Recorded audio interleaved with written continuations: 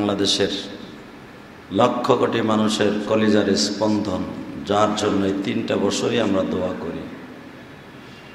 শেখুল হাদিস ইবনে শেখুল হাদিস আল্লামা মামুনুল হক মুক্তি পেয়েছেন।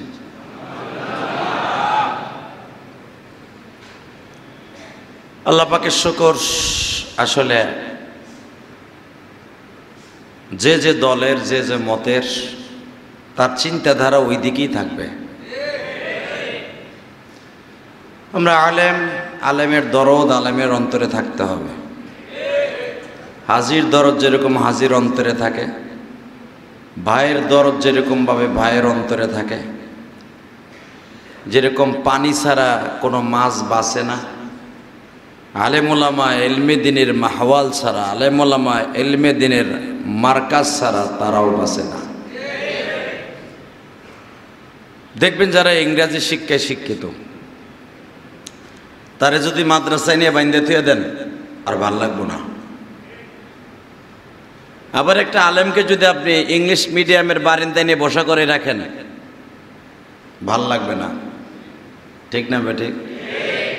ইব্রাহিম আলাইহিস সালামকে আল্লাহ 2টা কোয়ালিটি দিয়ে বানাইছিলেন আব্বাজানকে। সেটা হলো যেই 2টা কোয়ালিটি যার মধ্যে থাকবে তার ভিতরে ইব্রাহিম আলাইহিস সালামের সুন্নাত থাকবে। নরমের জায়গায় নরম, গরমের জায়গায় জোরে কন, জোরে, আরো জোরে। কিছু লোক আছে সব জায়গায় নরম, ও নেদায়ও না, সেনায়ও না, বোর কাছেও নরম, রাস্তায় বেরোলেও নরম, সব জায়গায় নরম। এটার আবার সঠিক পুরুষ কয় না, এটার আবার কয় অর্ধেক অর্ধেক, 50-50 পুরুষ। যেরকম আমাকে গোপালগঞ্জ ফরিদপুরে ভাষা কয় মাইগ্যা পুরুষ, বোঝেন নাই? মাইয়া পুরুষ। মাইয়া পুরুষ মানে কি? অর্ধেক মাইয়া অর্ধেক পুরুষ। তা আমার আব্বাজান ইব্রাহিম, আপনার আব্বাজান ইব্রাহিম ছিল নরমের জায়গায় নরম, গরমের জায়গায় গরম। তো উনি ইব্রাহিম আলাইহিস সালামের আব্বা কইতেছে, তুই যাইতেছস খাওন লয়া জাকার মধ্যে বিভিন্ন ভোগ বালক নিয়ে প্লেটে করে যাইতেছস, ভাগ ভাগ করে বাটিতে করে, তো কুড়াল লয়ে যাস কা? কয় কুড়াল লয়ে যাই। কুড়ালের কাম কি? কয় কাঠ কাটা। আর কুড়ালের পিছনে দেখবেন যেটা দিয়া ধরে কাঠ কাটেন, ওইটার ভিতরে কিন্তু একটা কাঠ। কথা কন নাকি? যেটা ধরে কোপ দেন ওইটার ভিতরে কাঠ না? এটার কি কয়? আষাঢ়ি কয় নাকি, না কি কয়? হ্যাঁ, কোরআনের ভাষায় আসছে, তাফসিরে আসছে যে ওই কুড়ালের ভিতরে তো কাঠ। তো ইব্রাহিম আলাইহিস সালাম বলে, আব্বা কাঠ দিয়ে যদি কাঠ কাটি, এটা আবার কেমনে? এই দেখো কাঠ দিয়ে ধৈরা মারি লোহা দিয়ে, ঠিক আছে, কিন্তু লোহার ভিতরে কিন্তু একটা কাঠ আছে। তা কাঠ দিয়ে কাঠ কাটতাছি। কই তুই যা কাটোস আর তাই কাটোস, খোদার লগে আবার বেয়াদবি করিস না। আমি অসুস্থ আছি, তুই যাইয়া খাওয়ন দাওয়ন দিয়ে কইস আমি যেন সুস্থ হয়ে যাই, কালকের থেকে আমি খাওয়ন দাওয়ন ঠিক মতো দিতে পারি। জাতির পিতা ইব্রাহিম নরমের জায়গায় নরম, গরমের জায়গায় গরম, এটা মনে রাখবেন। এই মাসলা সবসময় মনে রাখবেন, তার সন্তানরা সঠিক পুরুষ সে যে নরমের জায়গায় নরম, গরমের জায়গায় গরম। কেউ আছে খালি গরম, খালি গরম, এটা আবার আল্লাহ পছন্দ করে না। গরমের জায়গায় গরম, নরমের জায়গায় নরম, এটা নবীদের সুন্নাত। আলহামদুলিল্লাহ বলেন।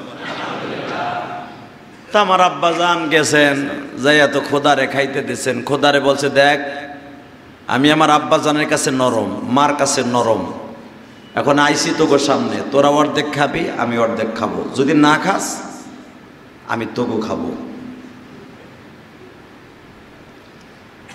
আল্লাহ যে শব্দটা কোরআন শরীফে আছে, ইব্রাহিম আলাইহিস সালাম সবাই সামনে ভাগ ভাগ করে বাটি দিয়ে, তরকারির বাটির মধ্যে দিয়ে খাড়াই দিছে চুপচাপ করে, কিচ্ছু কয় না। খাড়াই থেকে যাও দেখে 10-15 মিনিট জায়গায়, আরে ভাই যে এই পিলারের কাছে খাওয়ান দেওয়া যা, ওই পাথরের মূর্তির কাছে দেওয়াতে একই তো। একটু পরে দেখে মাছি পরে, ওই যে বাগানের মধ্যে তো মোটামুটি বিচ্ছা থাকে, বিছা থাকে, তারপরে দেখবেন তেলা পোকা থাকে, এইগুলাই খায়, এইগুলো মোটামুটি খাইতেছে, কিন্তু খোদায় তো আর খায় না। ইব্রাহিম আলাইহিস সালাম কয়, খাবি না? বুঝতে পারছি, তোরে কেমনে খাওয়াইতে সিস্টেম আমার আছে, আপনাদের জানা আছে। ইব্রাহিম আলাইহিস সালাম কুড়াল দিয়া বাইরে এক এক ধারছে ভাঙছে, ভাঙ্গে এক জায়গায় মাথা ফেলাইছে, এক জায়গায় কান ফেলাইছে, এক জায়গায় হাত ফেলাইছে, ঠ্যাং ধরে ধরে চিৎচাত করে ফেলাই দিছে। ফেলাই দিয়া যেটা বড়, যেটা কোরআনে আসছে আকবার, ওইটার গাড়ের মধ্যে ধুয়ে দিছে। আলহামদুলিল্লাহ বলেন না? ওইটার গাড়ের মধ্যে রাইখা এখন 22 বছর ইব্রাহিম আমার আব্বা যান, 22 বছরের আব্বা, বুঝেন তো, টকবুকে যুবক, ভাঙ্গে চুরে ঠ্যাং ম্যাং এক জায়গায় বিছাই মিছাই রাইখে দিয়া নিরিবিলি খারাই দিছে চৌকাট দইরা, প্রতিমার ঘরের মন্ডল ঘরের চৌকাট ধরে খারাই দিছে। তো পাশের বাড়ির থেকে যে ইব্রাহিম আলাইহিস সালামের চাচা আসিল, ও দৌড়ে কয়, কিরে খোদার ঠ্যাং হেনে কে, খোদার মাথা হেনে কে? ওই যে কালিমার যে বড় এক জিব্বা, ওটা পরে রয়েছে আর এক জায়গায়। ইব্রাহিম আলাইহিস সালাম বললেন, কির লিগে দেখেন খাউনলে মারামারি কম পড়ছে, মারামারি হয়েছে, খাউনলে মারামারি হয়েছে মানে ওরা কি খাইতে পারে? কোরআনের ভাষা। ইব্রাহিম আলাইহিস সালাম বলেন, যে খাইতে পারে না সেবার আরেকজনকে খাওয়াই কেমনে? আল্লাহু আকবার জোরে বলতে পারেন না? তার চাচা লাভ দিয়ে দাঁড়া কয়, বুঝছি, তাহলে তুই আমার খোদার দুশ্মন, নমরুদ খোদারও দুশ্মন, আমার এই খোদারও দুশ্মন তুই। ইব্রাহিম বললেন, চাচা, যেই কাঠ দিয়ে কাঠ কাটে, যেই কাঠ দিয়ে খোদার কপাল ফাটাইছি, ওই কাঠ দিয়ে কিন্তু তোমার কপাল ফাটানো। কথা আসতে কবা, মাথা আজকে গরম আছে, কিনলে কেউ খাইলো না, এত কষ্ট করে আমি খাওয়ান লইছি, ও খাইবো না মানে? ও আবার মা আমার খাওয়ানোর দাতা কেমনে হয়, রেজেক দাতা কেমনে হয়, ও আমার হায়াতের মালিক কেমনে হয়, ও আমার রেজেক দাতা কেমনে হয়, সুস্থ রাখার মালিক কেমনে হয়? আমার আব্বা আমার খাওয়ান দিয়া কয়, খোদারে বুঝায় কয় আমি যেন কালকে সুস্থ হয়ে যাই। যে নিজেরটা নিজে খাইতে পারে, আমার আব্বারে সুস্থ করবে কেমনে? নমরুদের চিন্তা ভাবনা ছিল, সূরার মধ্যে আসছে যে ওর চিন্তা ভাবনা ছিল আমার এই বংশ কিয়ামত পর্যন্ত সারা পৃথিবী শাসন করবে।